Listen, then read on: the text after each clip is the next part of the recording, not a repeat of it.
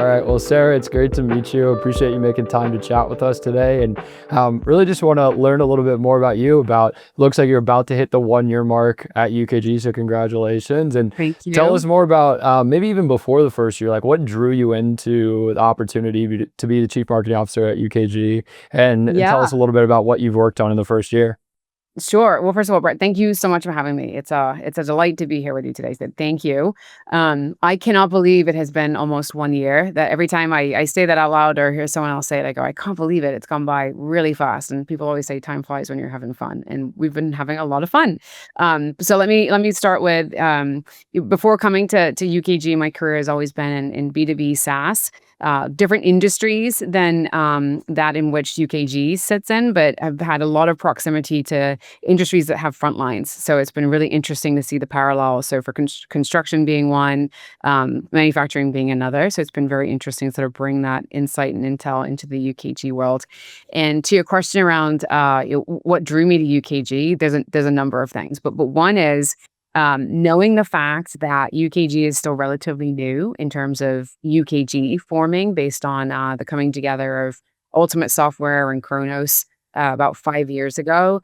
I felt like this was a marketer's dream in terms of like being able to really put some oomph and momentum behind the reintroduction of UKG to the world. So that compelled me, knowing that the company was at a moment where so much transformation had happened since the merger, so much investment was happening from an innovation perspective, that it was an awesome opportunity for myself to come in as a marketer and tell the world about who we are and in fact even redefine some of the definition of who we are, which I'm sure we're going to talk more about. So piece number one was that having an opportunity to join the company at a time of transformation and really bring the new UKG to life was very compelling for me. The second thing is, and I truly believe this or I wouldn't be here, I believe intimately in what UKG does as a platform. And I did a lot of research before obviously joining UKG, and there's lots of fantastic, formidable players in the space. But what I think makes UKG so special is the platform that we have that really unlocks insights across what I thought sort of think of the life cycle of planning your organization, scheduling and engaging the right people for the right tasks, for the right skills, all the way through to paying that organization, paying those individuals. And I think the insights that you can surface across those sort of three pillars and give CHROs and their teams insights around sort of what's happening at the front line to couple with their people information and giving the front line and supervisors information that might give them more insight into that worker's journey and opportunities for improvement and greater enablement. I get really excited by that. I think that's unmatched. And with everything happening in the world around us today, I also felt in January and feel it now even more strongly that the front line is a very special place. And those of us that wake up every day and either manage a front line or work on that front line, they make the world go around. And so I was incredibly inspired by the type of innovation that's happening in our platform to meet their needs on a day-to-day basis and help organizations scale all the way down from the front line to the office as well. It's it's always said like HR, HCM is one of the few platforms that touches every employee, and so it does give you a lot of leverage. And I'm curious, when you came into the role, was it kind of set in stone from the get-go that we're going to focus year one on a global rebrand, new logo, or was that something that evolved over time? Could you just kind of take us behind the scenes on like how all that came together? It evolved over time. So definitely when I got here, there was already work underway from sort of a brand strategy perspective because the company was, as I was mentioning, it was and is amidst a transformation that's incredibly powerful internally and externally to continue to meet the needs of the industry and our customers. And so work had already been done on we need to evolve and modernize and innovate our brand strategy. So some work had already been done. However, what had not been done was sort of the crystallization of who are we and how do we tell the world who we are as UKG today, which is frankly different than who we were 5 years ago. And we can talk about that too. So there's a lot of time and effort went into that part. So before I got here, some work had been done around what does the landscape sort of look like? What differentiators do we have that are important to sort of call out? But the crux of sort of the work happened right as I joined with the team, and I'm incredibly proud of the team. And it was so fun to sort of join and be amidst with the team in this massive, massive project that's an honor to be part of. But a lot of the time over the past 9 months or so has been defining who we are, repositioning ourselves.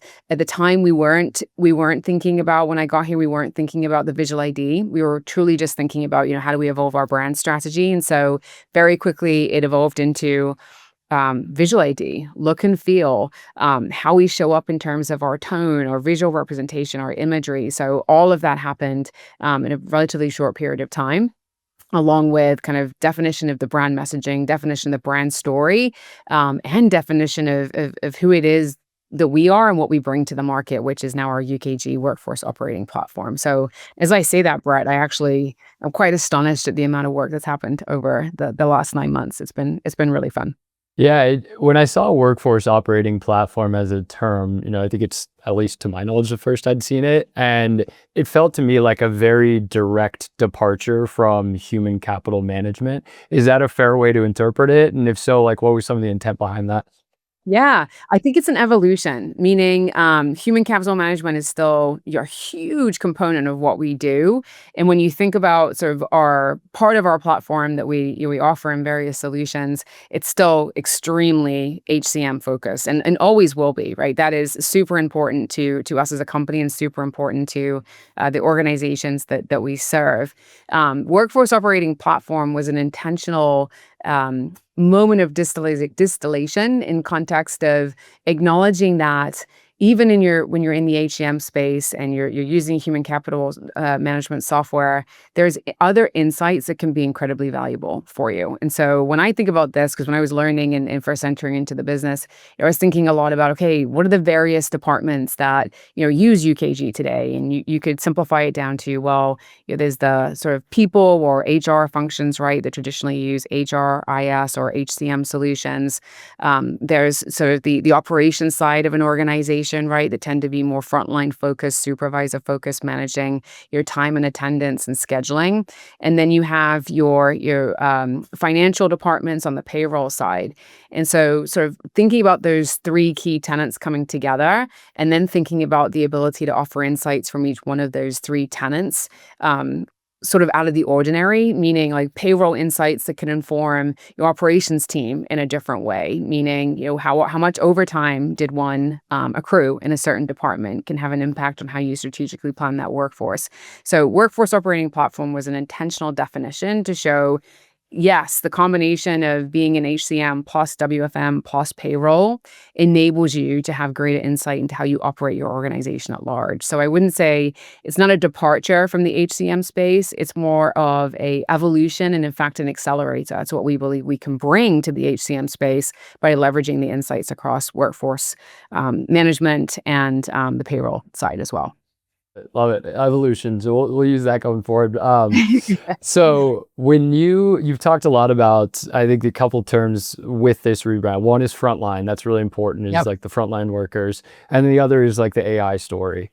And I want to understand how you guys thought about the messaging, understanding that AI can be threatening, I think, to some, especially in a frontline capacity. Is this something I should be afraid of? Is this something that's coming to take my job? So how do you guys think about bringing that AI story together to that audience?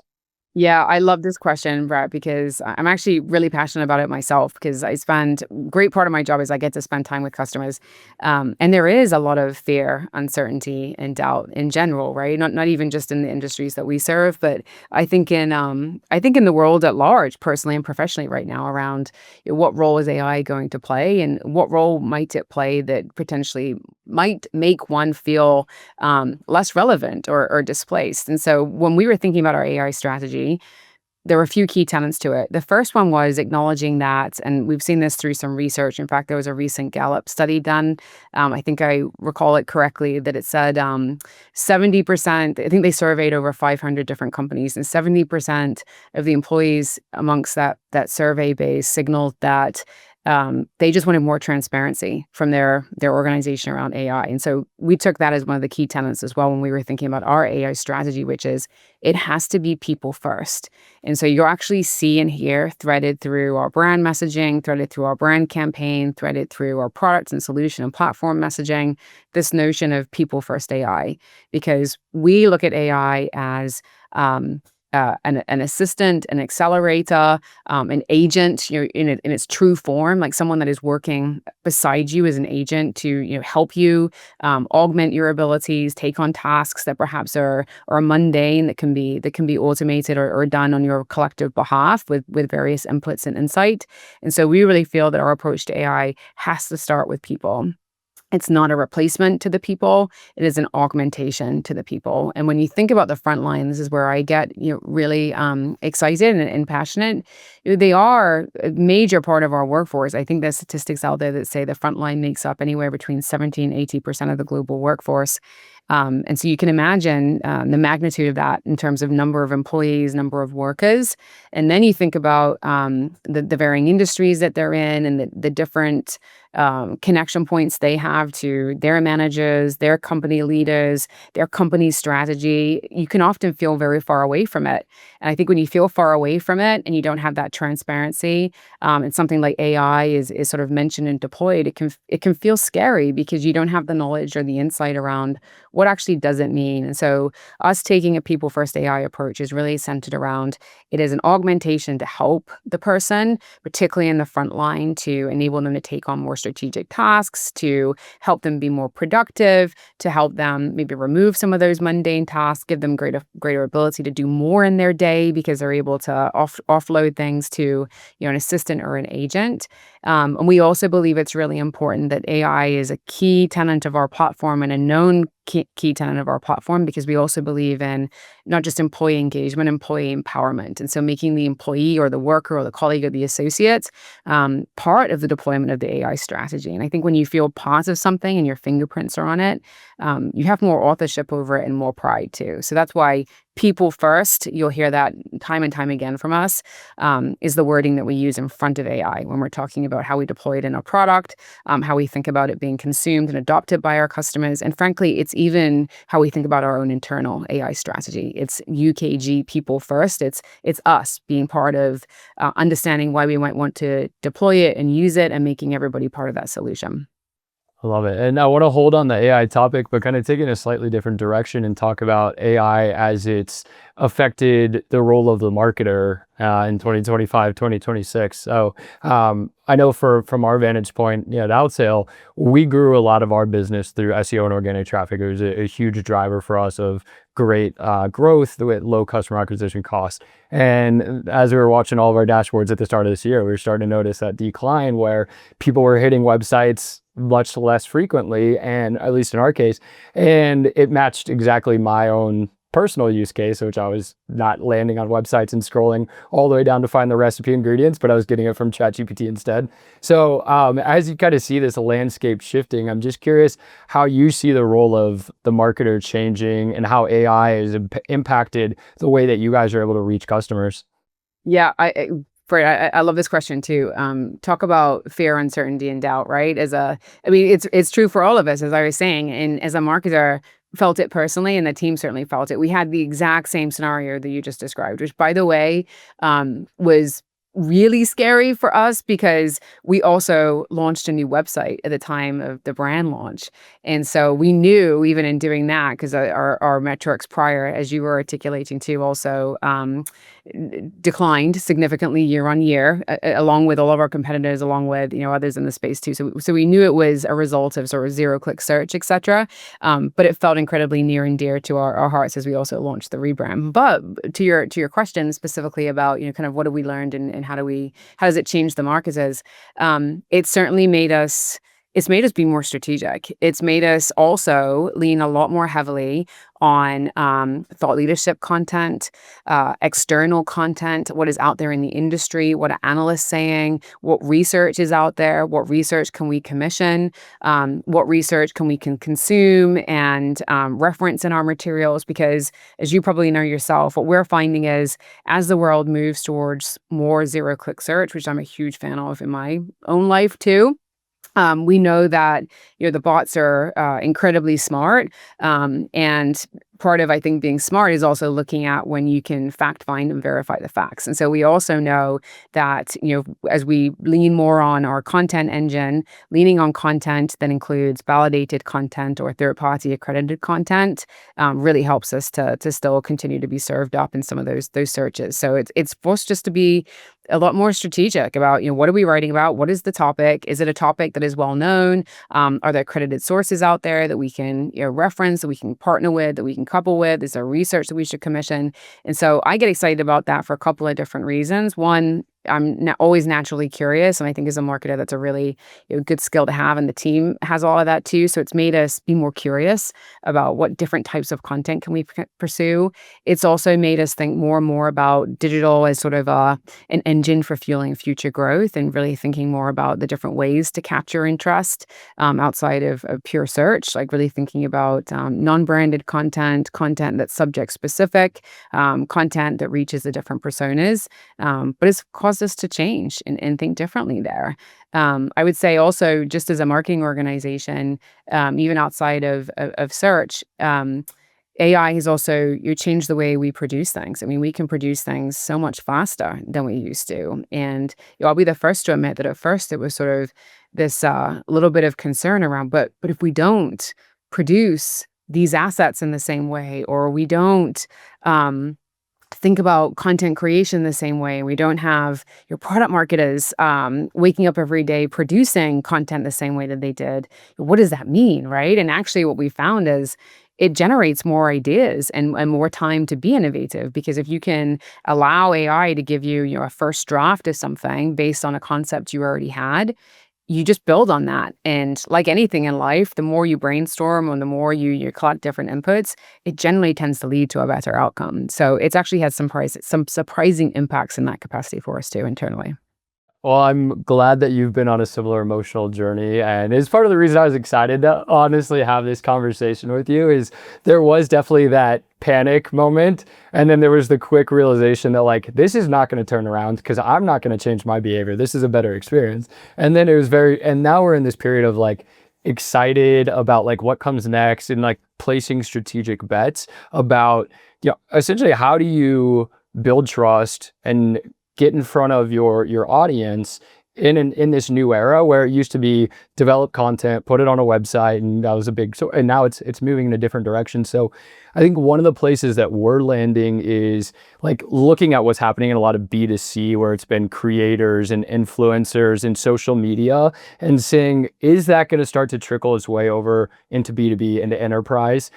So that's where, conversations like this, social videos, tapping into our audience of satisfied customers and having them share testimonials, those are all things that we're hoping to build on. I'm curious, do you guys have similar like insight into that B2C becoming a little bit more the B2B motion, and any bets that you're looking at?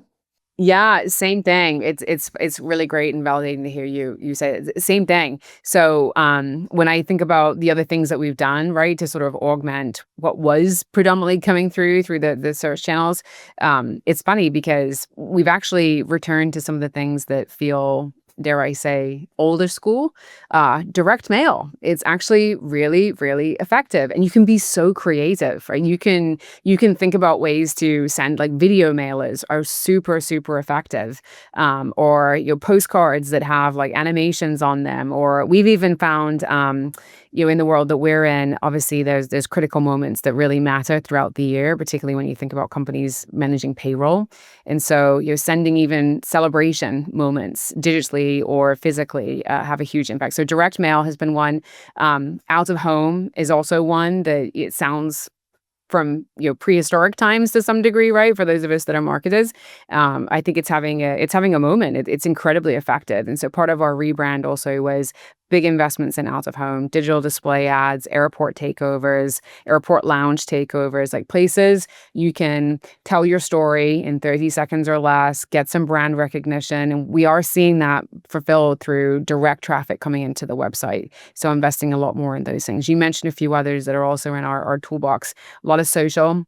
We know a lot of a lot of the audiences we're trying to reach spend your time on things like LinkedIn. So finding creative ways to engage them on LinkedIn, not just one-way pushes, but really creating opportunities to have dialogue, creating content. The other big part of our mix is remembering that we are humans, and time spent in person is just as important and sometimes more important in this digital world. So another big part of our mix is physical events. So bringing people together for executive forums, bringing people together who are in similar roles to you have open dialogues around things that they might be facing in their industry.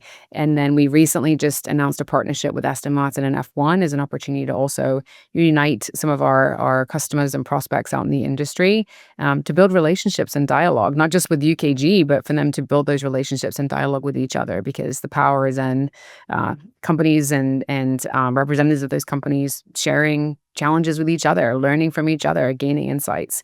So we've got a full omni-channel integrated marketing mix going on here, which we're really excited about. Yeah, it is. It's a fun era to be a marketer. I'm personally grateful for your guys' out-of-home investments, because I'm like, when I'm walking through the airport with my wife, I could point to the UKG signage and be like, see, I actually have a real job. These are friends of ours. This is not some make-believe job in the basement. So no, I appreciate your time. I know we're coming up on the hour, but just really wanted to say thank you for making the time for this conversation, for sharing some wisdom, some insight in your first year. And we look forward to partnering more with you guys in the next coming years. Thank you. My pleasure. And same. Thank you so much for having me.